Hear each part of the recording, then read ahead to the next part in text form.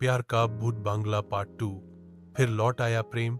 रायगढ़ हवेली में भूतनी चंचल की आत्मा को मुक्त हुए 3 महीने हो चुके थे। नैना और रवि अब शहर लौट आए थे और एक दूसरे के साथ एक नई शुरुआत की कोशिश कर रहे थे। लेकिन गोलू, वो अब भी वही सोच रहा था, अगर वो भूतनी दोबारा आई तो मैं इस बार उसे टिकटॉक स्टार बना ही दूंगा। श्वेता, जो अब एक पैरानॉर्मल रिसर्चर बन चुकी थी, हवेली को लेकर नई फाइलें पढ़ रही थी और तभी उसे एक अखबार की कतरन मिली। रायगढ़ हवेली में आत्मा मुक्त नहीं हुई, बल्कि कोई और आ गया है। उसी रात रवि को एक सपना आता है।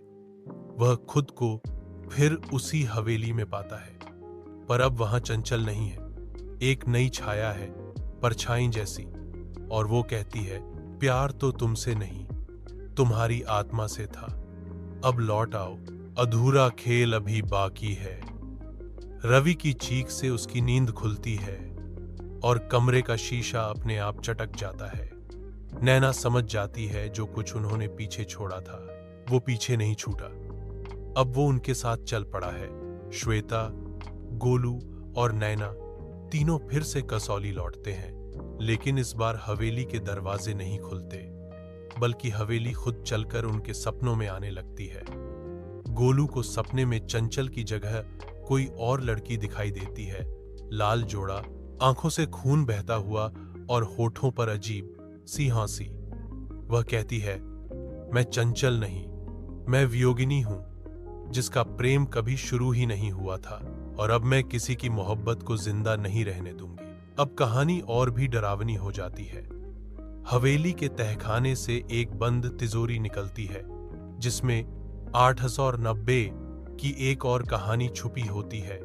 एक और प्रेम कहानी जो कभी पूरी नहीं हुई, जिसमें वियोगिनी नाम की एक स्त्री को उसके प्रेमी ने शादी के दिन छोड़ दिया था और उसने उसी दिन रायगढ़ हवेली में आत्महत्या कर ली थी।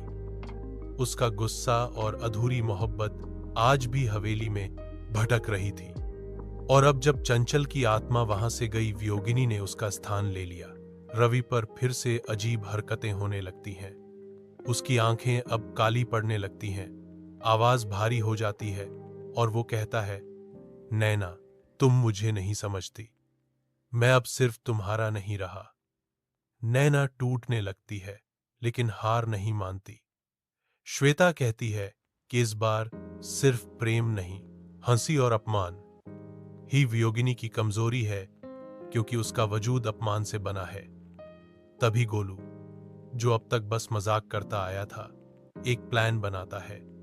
अब की बार डराकर नहीं, हंसाकर हराएंगे। तीनों मिलकर हवेली के अंदर एक नकली शादी प्लान करते हैं, रवि और नैना की, जिसमें सब लोग दुल्हा दुल्हन के कपड़े पहनकर अभिनय करते हैं। जैसे ही फेरे शुरू होते हैं, हवेली की दीवारें कांपने लगती हैं और वियोगिनी प्रकट होती है। उसकी आंखों से लावा जैसा बहता है, बाल हवा में उड़ते हैं और वह चिल्लाती है, कोई और दुल्हन नहीं होगी इस हवेली में।